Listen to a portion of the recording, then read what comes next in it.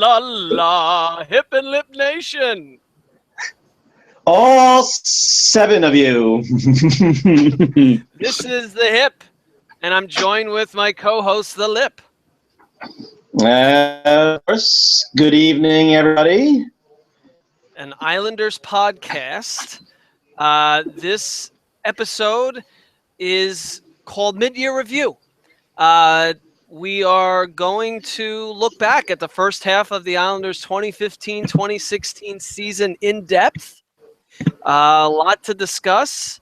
We're still on All-Star weekend. The All-Star game was last night, so we're going to talk a little bit about that and what we think about the Islanders for the rest of the season. They're in an interesting spot in the division.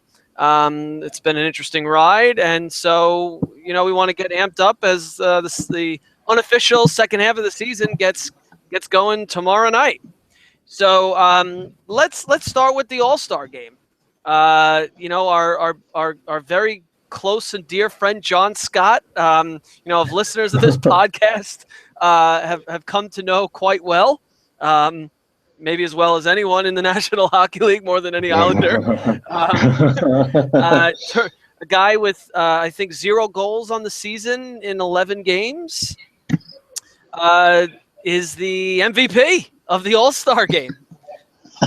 And just an unbelievable result that, in the end, the NHL could not be more ecstatic about, because I'm sure a lot more people tuned in than otherwise would have, including myself. But I must say that I actually enjoyed the game with its format. The tournament style, elimination, I kind of found myself compelled to it. I believe it's the first time they tried this, and the only downside was that John Tavares' division was eliminated in the first period, so that was a bit of a bummer. You couldn't get to watch him play more, but I actually thought that players kind of thought there was something at stake, as opposed to just a 3-period game where it's like 23-17 or something stupid. You enjoy the game? I did. I didn't see the whole thing, but what I watched, I thought it was a really good idea. It executed well. I thought the backdrop, Nashville, it seemed like it was a good venue for the event.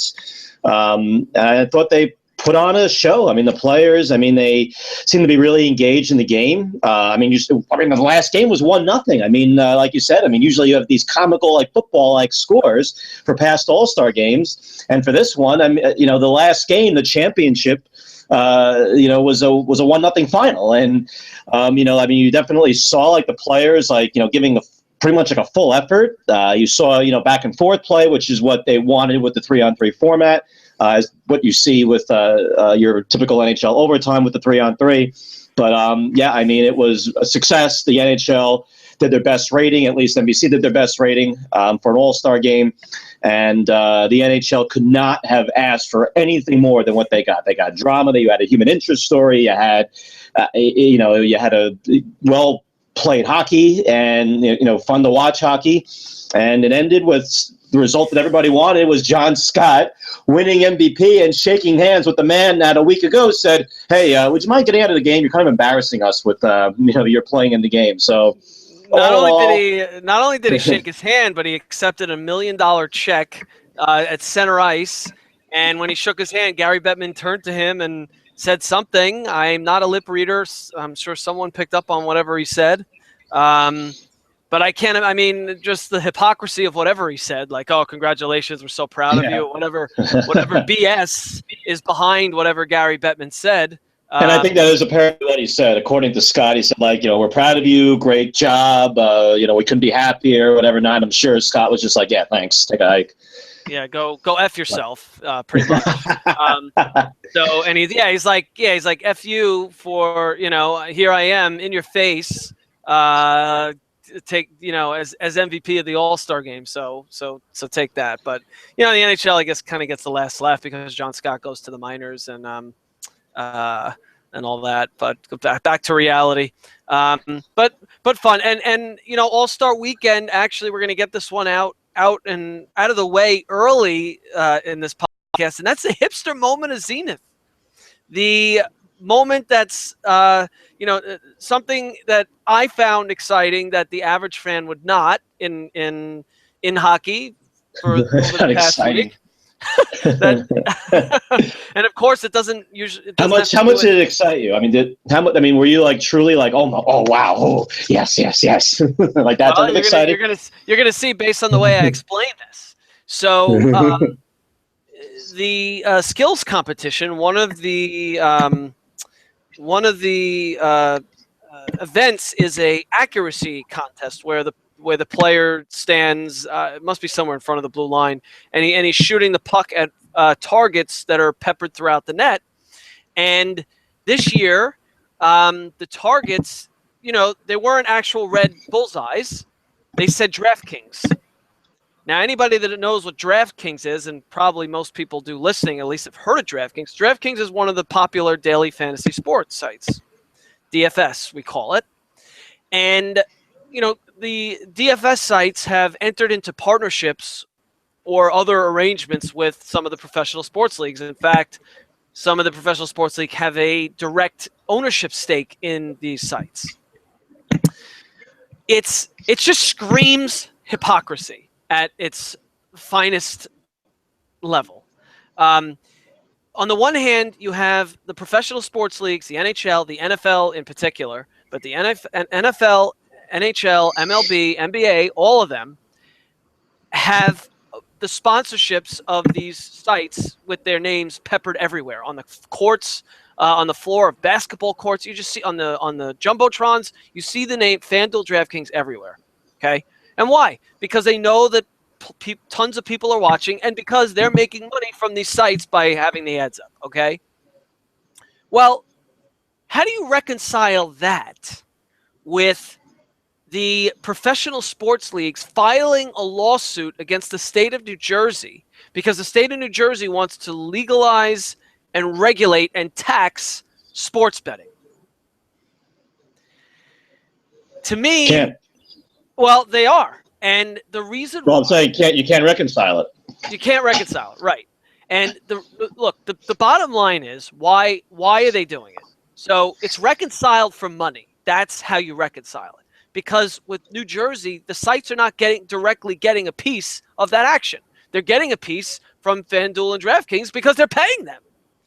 But New Jersey, of course, is just trying to raise tax revenue and regulate sports betting, which we all know happens underground all the time outside of Las Vegas, and tons of money, and Super Bowl weekends coming up this Sunday, and how much money is wagered on that game illegally, and how many people watch the games because of sports betting. And yet the leagues, so they're against sports betting, right? Because it threatens the integrity of the game. If you read the court filings and their arguments against it, that's one of their main contentions. And yet daily fantasy sports, oh no, not gambling. It's based on skill because there's a handful of people that run models and, theoretically in their parents' basements and make a few bucks off of it.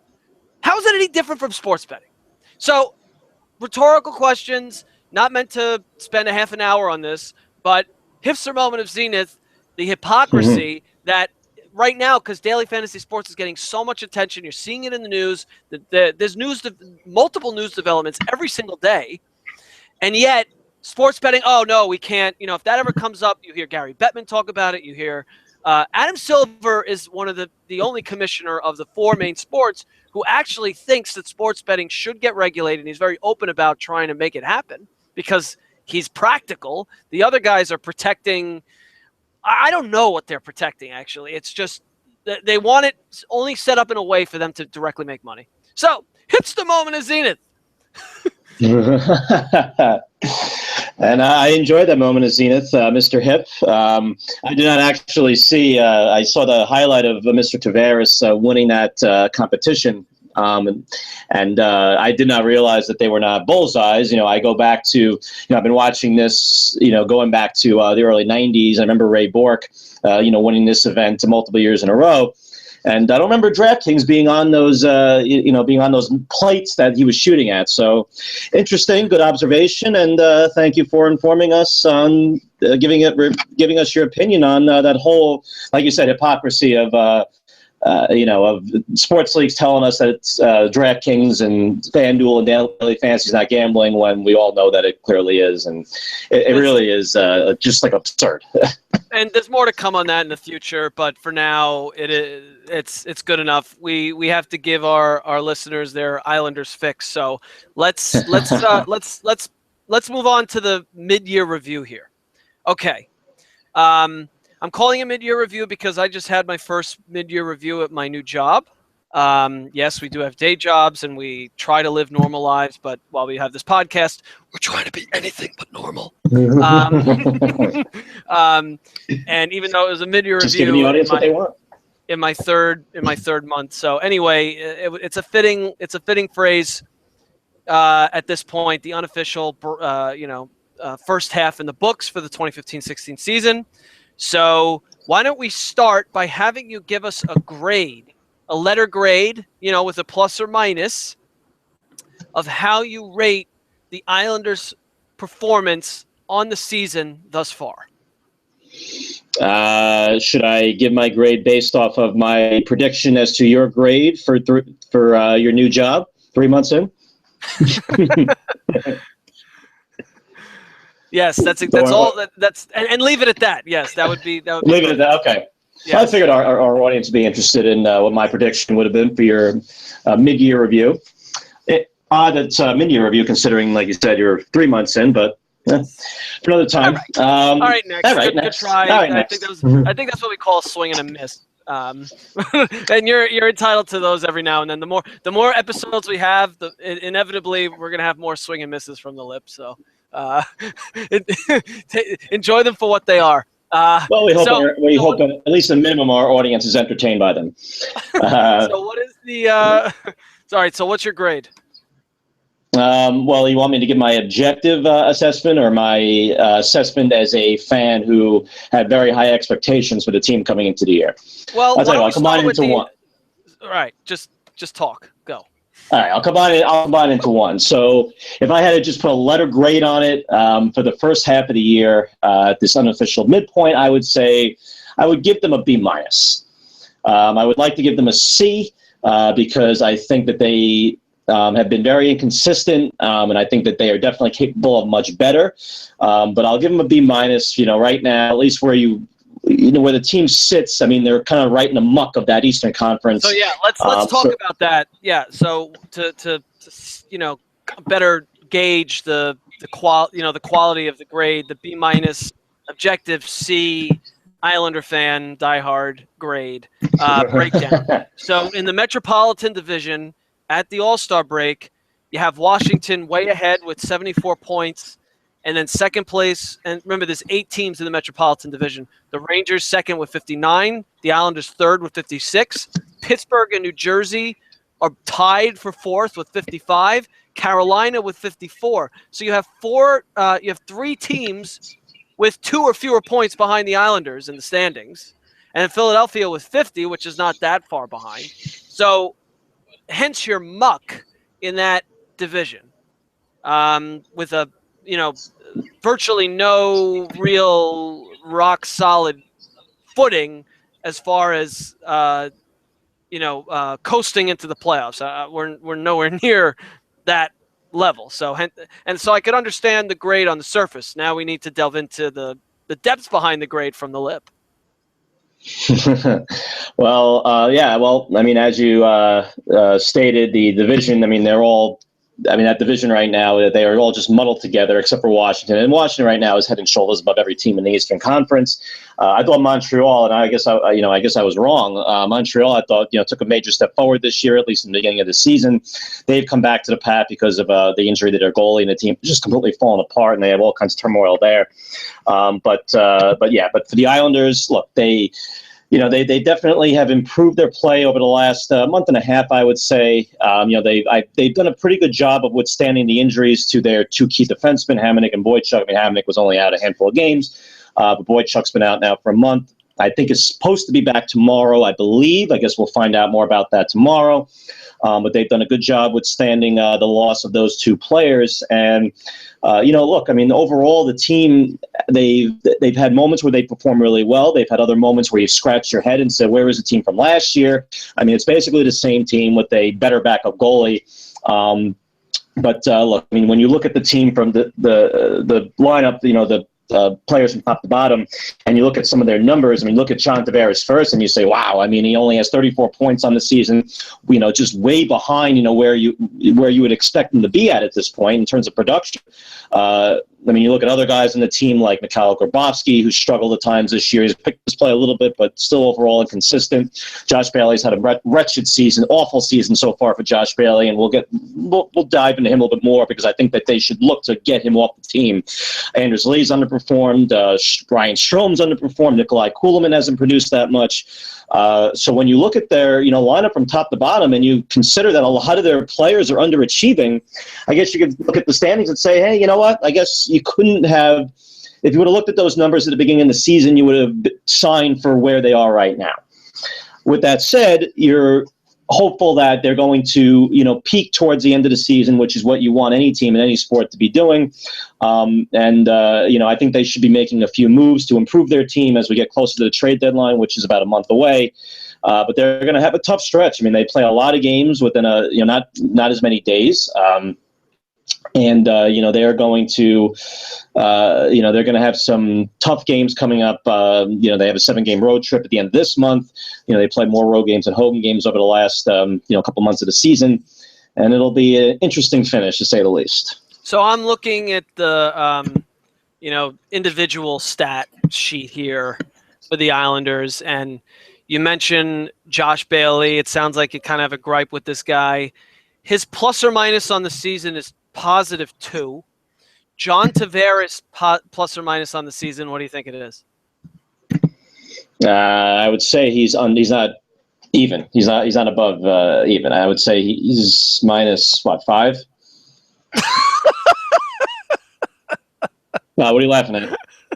I'm laughing because either you pulled it up or you tracked the John Tavares plus minus stat after every game.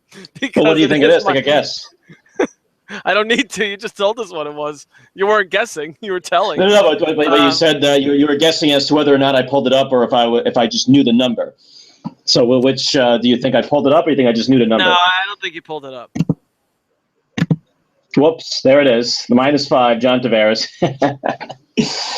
Yeah, I don't memorize every player's stats. I can tell you what I think of their play.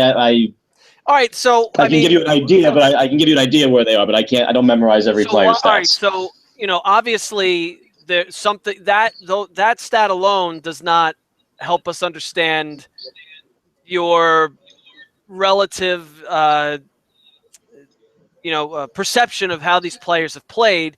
If Josh Bailey is positive and Tavares is -5, so maybe tell us why. I mean, I don't know. Is there maybe a reason why it's a little out of whack there? And then why does Josh Bailey suck? Why does Josh Bailey suck? Well, that is a very loaded question. We've been trying to figure that one out since he's been drafted. Josh Bailey goes to a bigger theme of the fact that Garth Snow refuses. Josh Bailey was a former first-round. We'll give a little brief history, some context for Mr. Bailey. But Mr. Bailey was a former first-round pick. He was the 9th overall pick, if I remember correctly, back in, I think it was 2008 draft. And he was brought up as a 19-year-old or however old he was. And, he was basically thrown to the wolves. He didn't have any, development time in the juniors or, additional time in juniors or in the minor leagues. Some believe that the Islanders just severely stunted his development. And basically the player that you have now at Bailey is a guy that's going to produce about 40 points a year, on his best year. He does have ability. He does have skill. But the biggest problem with Bailey is that he's a very soft player. He does not engage physically nearly enough. You'll see him every now and again, but he'll be floating out there. He won't be engaging in the play. He's not a physical player. He has a reputation of being a very soft player, but also his hockey IQ is. Go ahead. So does that mean he's like not fighting for the puck, like against like the Yeah, opposing no, players? yes. That is one of the negatives on Bailey's game. Yes, he does not fight for the puck. He'll lose puck battles that he needs to win, he doesn't. His play along the boards is, to be honest, piss poor. When he has the puck on his stick, I mean, he can make nice plays, but the game just moves too quickly for him. His hockey IQ is not very good. The game just always seems to be a split second too fast for him. He doesn't react, or he'll make the wrong decision. His decision making is also at times leaves a lot to be desired. And honestly, Garth signed him to an ill-advised 4-year deal. I think it was a 4-year deal a couple of years ago. Still has a couple more deals now, a couple more years on that deal. Garth, I just think, just refuses to admit a mistake with Bailey, and that's why we have to keep seeing him put out there every game. And for the last few years now, and we've all, any diehard Islander fan knows that it was time to part ways with this guy. And I think now would be a good time to finally say goodbye to Joshy. Joshy is at 7 goals and 13 assists on the season. Who does he play with? On what line? Who does he typically out there with? They've juggled the lines. I mean, he's played with Tavares. He's played with him in the past, prior seasons. I think he played with them maybe a couple of weeks this season. You'll see him out there with Franz Nielsen. You'll see him out there with Brock Nelson. Centering him.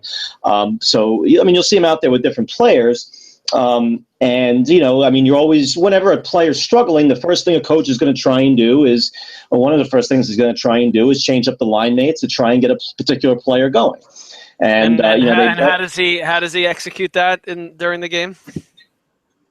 During the game, he says, Joshy, you're not playing with JT. You're not playing with Franzi anymore. Simple as that. That's it. Wow, we actually got an answer from you on a direct question about line changes. Okay. Well, I've been thinking about this for the last week since our last podcast, so I was ready for that one. If you fired it at me, I was ready. And kind of an anticlimactic answer there, fortunately. So we'll see what we can get out of you in the future on that. But Josh, all right. So plus or minus positive too. So that just, you think that stat just means nothing for Josh Bailey? There's a lot of things that that factor into particular players plus minus. Basically the stat is, if you're on the ice for an even strength goal, you'll get a +1. If you're on the ice for an even strength goal against, you'll get a -1. And there's obviously a lot of things that go into it. And I think people believe that the stat is misleading. I don't think it's completely misleading, but I think there's a lot. I think the advanced stats that we kind of dove into last week definitely paint a better picture. If you're going to look at other things, other stats besides goals, assists, and total points. Look, Josh Bailey is usually a responsible defensive player, defensively responsible, He's a veteran. He's learned how to play the game, and the nuances for the most part. And look, he can be a somewhat productive player, but he's a player that, to me, he's not going to elevate his game in the postseason. He has not had a good postseason the last 2 years that the Islanders were in the playoffs last year and 2 years ago, or 3 years ago. He has not had a good postseason either of those years, and I don't expect anything different this year. And I think that what he brings, you can very easily replace. And whether it's somebody within the team or you bring in another player, I think it's time to look to move him, because he has had a really, just in my opinion, a very subpar year. And I don't think we're going to see any improvements. I think he's hit his ceiling, and it's not very high. And for a first-round pick, you expected a lot more, and you just haven't gotten it. But it almost, you said, you can replace what he does bring. Based on what you're saying, it sounds like he brings nothing. Well, it's not fair to say he brings nothing. He's capable of of contributing, 40 points in a season, 35 to 40, which is, nothing. It's respectable. And, if you're going to, get rid of that a player that brings that production, you need to make sure that you replace it in your lineup.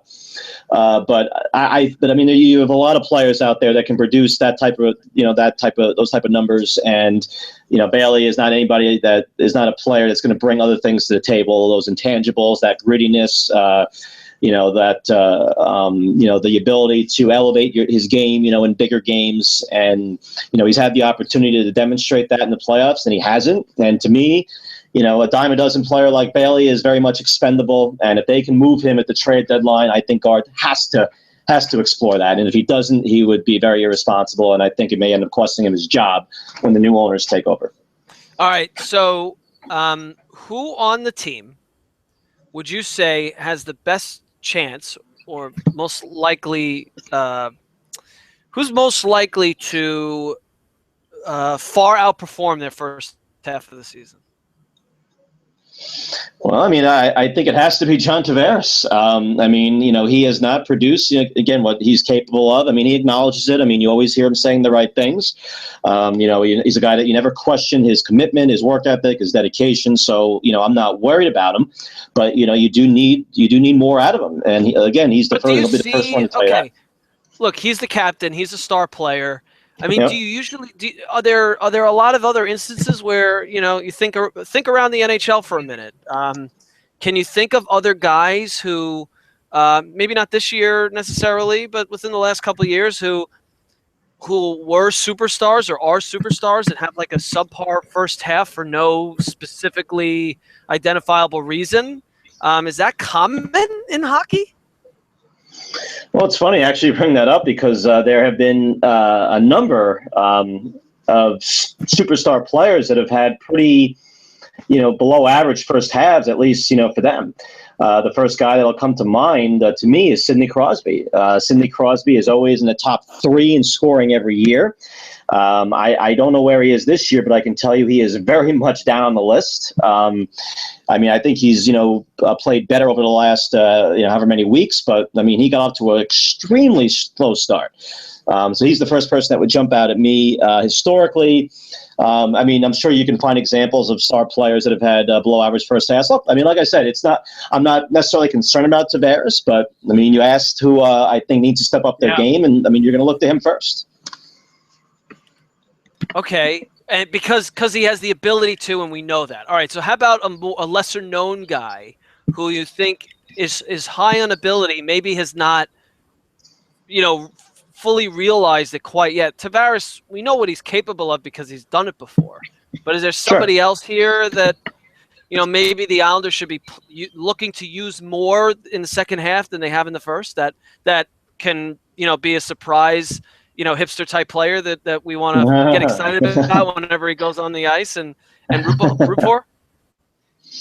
Well, a hipster type player, I think we'll have to wait for playoff time for that when they all have donning their hipster beards. I guess the next guy that usually will come to mind is Ryan Strome, a younger player, a former first-round pick, had a terrible first half. He was sent down to the minors in November after he got off to a horrific start in October. The first month of the year, he was sent down. He came back up, and look, he didn't exactly set the league on fire, but he definitely saw him, improving his play. And, for young guys, you're always going to hear, your typical NHL analyst commentators say that they have to improve their game away from the puck. Now, I think that's what people thought was a strength of Ryan Strome last year, including myself. I thought he carried himself pretty well without the puck. And, this year, he definitely seemed like he took a step back. He regressed for whatever reason, maybe got complacent. Just thought it would be this easy and didn't have to, continue to improve his game. But I think he hopefully got the message when he went down to the minors. And again, he seemed to be improving his play. So hopefully you will get a lot more production out of him in the second half, because they're going to need it from, like you said, other guys besides Tavares. But the interesting thing is, two of their other top offensive players, Kyle Oposo and Franz Nielsen, are both unrestricted free agents at the end of the season. So the question is, are they even going to be around past the trade deadline? So they may be asking players that maybe are not on the team right now to produce for them as well. Well, why the Islanders clearly are looking to make the playoffs this year. If they're going to look to trade 2 of their top 4 or 5 offensive players, what are they looking to get in return that would, improve the team's playoff chances, making a deep run in the playoffs potentially? Well, it's a fair question, and that's a dilemma, and that right now the general manager faces, and I think the team is, especially the general manager and the head coach, are at a crossroads. They made the playoffs last year. They got bounced in the first round. All right, if you heard me on the first podcast, I think I used the word devastated to describe my feelings after that playoff series. But all right, to be fair, I mean they are still their core players are still young and gaining experience. But now, I mean, anything short of a second round appearance would be a failure. You pose an interesting question. If the Islanders look to, try and maximize their assets with both Okposo and Nielsen, who are, I think you have to expect both of them will not be back next year. Do you say, all right, well, if we can't get a warm body in return for one of them, do we dare trade them for picks or prospects? So they're not going to help us now and potentially jeopardize our chances moving forward just so we don't lose them for nothing? Or do we just go for broke and say, the hell with it. If we can't get what we want, we'll keep them and we'll just make a run with them and let the chips fall where they may in the off season. And it's an interesting question for our general manager because, like I said, I believe that he is at a crossroads, and if he doesn't make the right decisions and guide this team with the help of his coach to a second-round playoff series, I think the new owners are going to can both of them. And at least we can hope that they will can both of them. Why is it a foregone conclusion that Okposo and Nielsen will not be back next year? I know that they're unrestricted free agents, but is it a cap thing? Is it why not? Yeah, cap. Simply cap. They can't keep both simply guys. Captain.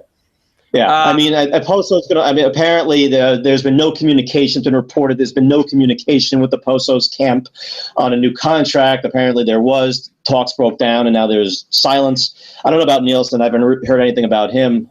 Speaking of silence, is the K in his last name silent? I can't pronounce it. Is it Okposo? The K? I don't think it is supposed to be silent, actually, no. I mean, usually you hear it when his name is said quickly, Kyle Okposo. So it's not. I don't think it's supposed to be silent. I think it is supposed to be pronounced, but you don't hear him call. It does. It is a weird. It is a weird name to say, and it's been fun listening to Butchie on the broadcast pronounce it. Butchie. How do you think Jigs? You think Jigs gets a little jiggle in his chin when he trying to say it? No, he'll just call like Kyle Okposo like Josh Bailey or something. Like he'll just confuse two players and mix and match the names. So that's fun when Jigsy does that, showing his elevated age there. But we'll just call him like Kyle Okposo. All right. So who in the first half has surprised you with their play in a good way to this point? Surprised me with their play. I would say in a good way. Yeah. I would say the two. I'll name a forward, a defenseman, and a goalie. So I will say Brock Nelson for forward. I will say Calvin DeHaan for defense, and I will say their backup goalie Thomas Greiss. Well, we talked about. I'm going to take it back. I'm going to take it back. Actually, I'm going to replace Nelson with Cal Clutterbuck. I'm going to replace him with Clutterbuck, and then DeHaan and Thomas Greiss. So Cal Clutterbuck has 10 goals and 3 assists on the season. So, I mean, in 46 games. So what about his play? Clearly that isn't telling us the whole story of why you've been impressed. What about Cal Clutterbuck is giving you a hard on right now? Well, besides his name and just imagining myself or just thinking the mispronunciation of his name, he is, in my opinion, you can argue that he has been their best forward in the first half of this year. You look at his production, his points total, and it's nothing to get excited about or write home about. But he is a fourth line player, so his minutes, of course, are limited compared to some of the other players in the team. But he just contributes in every way. He's such a smart player. He's such an effective player when he's out there. He's physical. I mean, his hits. I mean, you'll see him lead the league in hits almost every year, or now second behind his teammate Matt Martin. But the thing with Clutterbuck, I mean, when he hits you, it's because he's trying to make a play. He's trying to cause a turnover in the offensive zone. He's getting in on the forecheck. He's a tremendous forechecker. He's a great penalty killer. Arguably their best penalty killer. He can play in any situation. He's a trustworthy player. He has a good shot. I think I wish he would shoot the puck more often. I think his shooting percentage is like I'm looking at. Well, actually, I pull up the stat right here. His shooting percentage is 21%, which is ridiculous. He scored 10 goals on 46 shots, which is just ridiculous. But it's not just luck. I mean, he has a good shot. I wish he would use it more often. Why would he? Why would if Josh Bailey's? If Clutterbuck's on the fourth line, why wouldn't he? Why wouldn't he just take Josh Bailey's place and get more minutes?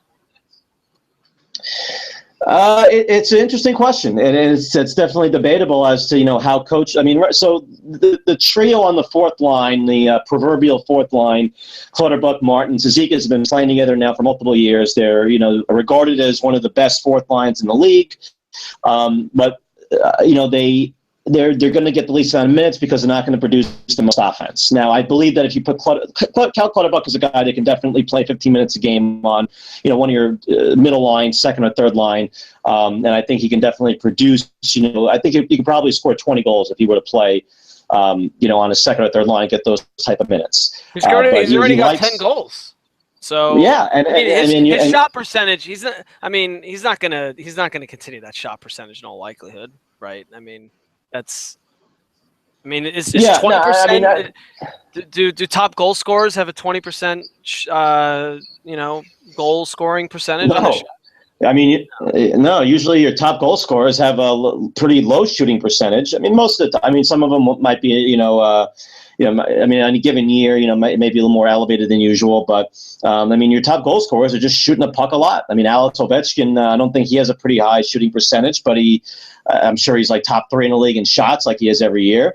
It's just that the guys that are going to take the most shots are usually going to score the most goals.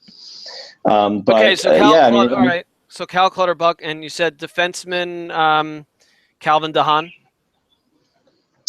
Yeah, I think he's really improved his play. I thought he took a step back last year. He just seemed to make a lot of bad decisions last year, a lot of really bad turnovers with the puck last year in his own zone. And he's really mitigated that this year. He's become one of the... Poor guy, 1 goal on 68 shots. Yeah, he doesn't exactly have a bomb from the point. Unlike he's a defenseman, so okay, fine. I guess you let that one go. If he makes up for it otherwise. Yeah, he doesn't exactly have a howitzer from the point, but he can get his shot on net. He's accurate enough with the shot and get it on. Howitzer from the point. You never heard that. You never heard that euphemism before to describe a player with a cannon for a show or a very hard, fast slap shot. Yeah, you watch more games on NBC Sports, and I think Doc Emmerich uses that term every now and again, or Eddie Olchuk will throw it in. Howitzer, score! Boychuk with the howitzer from the points. I was actually pretty impressed with him at the he was the play-by-play for the NHL All-Star game, and I was paying attention. Every single goal that was scored, he emphatically went score. Every single goal in the All-Star game. There's no lull, score, or there they go with the empty netter. Like there was no, there was just no lack of enthusiasm. It was pretty over the top impressive. I agree. He is the best. He is, and with all apologies to Howie, he was great. Doc is the best. He is the best in the business, not just in hockey, in any sport. He's even better than Jim, the amazing Jim Nance, who we all love. But he is the best. He is just everything is the best. But I'm sorry, we were digressing on Doc. He did.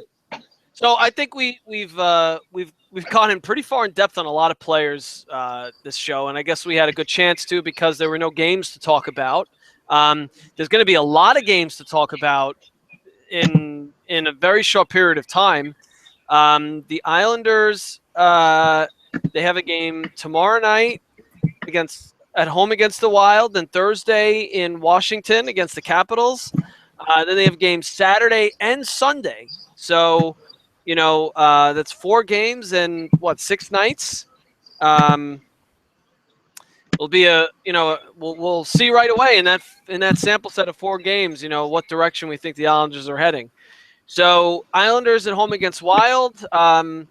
The Wild, I don't believe, are the most formidable of teams in the NHL. They have 55 points, so it's not terrible. I mean, just one fewer than the Islanders. Who's their Yeah, who are their best well, they players? play in the best division. I mean, they play in the best division in the NHL by a mile. I mean, that division is just ridiculous how good it is. No, look, the Wild are a good team. You know, they have a very, very good defense, a very good group of defensemen. Travis Hamonic was rumored to be, you know, that was one of the teams Travis Hamonic was rumored to be traded to, and there would be a lot of defensemen I would like to pick off of that team, including a former Islander draft pick in Jared Spurgeon. But they boast a former Islander in Thomas Vanek, who signed there after he spurned the Islanders a couple of years ago. Zach Parise is one of the better all-around players in the league. They're a good team. I mean, they're a team that's definitely underachieved. That's trying to make the next step, take the next step and, advance farther in the playoffs. And they just haven't been able to because other teams like the Blackhawks, namely, have gotten their way. But they are, they're a good team. I think the Islanders, I think they've matched up pretty well with them over the last couple of years. It's a game that, I think they really need to win here to, just like get up on the right foot after the All-Star break especially considering how many road games they're going to be playing over the next month. It's one of the few home games that they have this month. So it's a game that they really, in my opinion, need to win just to kick off the post All-Star break. And then they have to go to Washington against the best team in hockey, right? Standing wise. Yeah. Definitely the best team in the Eastern Conference. The best team in the NHL, debatable, but definitely the best team in the Eastern Conference. At least as far as points go. Right now. As far as points go, they have the fourth most. The Capitals, so they'll get another chance at Shank redemption. They couldn't quite do it. Following our first, or right before our first episode of Hip and the Lip. By the way, Hip and the Lip, if you made it this far, either you fell asleep and just woke back up, or you care about the depths of Calvin DeHaan's and Cal Clutterbuck's shooting percentages. I think what was my analysis of Josh Bailey. I think any diehard fan hears Josh Bailey's name and your blood starts to boil, and then you immediately just wake up. It's like a shot of coffee, like a shot of caffeine. Hearing Josh Bailey's name. Yes. So you can rate us on iTunes. Make us look good, I guess, for whatever reason. Not that we really care. Or follow us on Twitter. We're gonna look to have some, game, live tweeting. Slow, nothing overwhelming. Just a tweet here or there as the game is going on about what we see, what the Lip sees. I mean, I'd just be tweeting what he says. So until next time, we'll see you after these next two games. We get the game against the Wild, and then at Washington, we'll cover those and what we saw and the developments. And it is Super Bowl Sunday, so maybe we'll get in a few words about that. And actually, on that note, before we sign off, prediction for Super Bowl 50, as called by Jim and Phil. Hello, friends. That's your prediction, just a hello, friends? It's not a prediction. It's a guarantee. Hello, friends. That's true. We all hope. I guess the prop bet will be at what point, at what time will we get the hello, friends from Jim? Will it come at 6:04? He does like a little nod usually with his head, like looking at the screen when it's usually like the Jim and Phil talk before the commercial break before kickoff is usually when he does it. So we'll have to look out for that. All right. Well, I'm making my prediction. Carolina 27, Denver 20. There you go. Prediction for Super Bowl 50. If you one of those compulsive gamblers, get your money on Carolina. Well, but remember, you'll have an opportunity to change it when we air the next show because it will be before the Super Bowl. So thank you for giving us your prediction now up front. Well, it gives me time to change it. That was the idea. All right, that's enough. All right, next. All right, next. All right, bye. All right, bye. All right. Thanks for listening. We'll have some more games to talk about next time. Kind of lulled through some the slow All-Star break, but got to talk a little bit more about all the crappy players on the team and how they're doing so far. So let's get excited about a B-C. Yes. Yes. All right. I'm gonna hang it up on the refrigerator. Islander report card. B-. All right. Excitement. Yes. All right. Next. Bye, everybody. Bye. Hip and the lip. Signing All right. off. Bye forever. ...